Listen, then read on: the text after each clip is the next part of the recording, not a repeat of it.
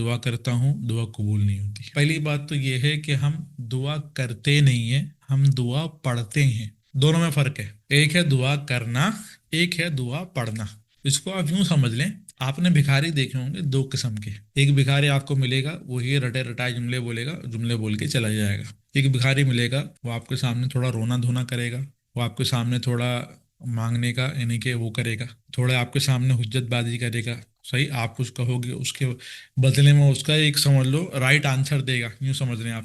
تو کہنے کا مقصد یہ ہے کہ وہ آپ سے مانگ رہا ہے دوسرا والا، اور پہلے والا بھکاری وہ وہی باتیں کر رہا ہے جو وہ سب کے سامنے کرتا ہے. صحیح، وہی رٹے رٹائے جملے بول رہا ہے. ہمارا بھی یہی حال ہے پہلے بھکاری والا.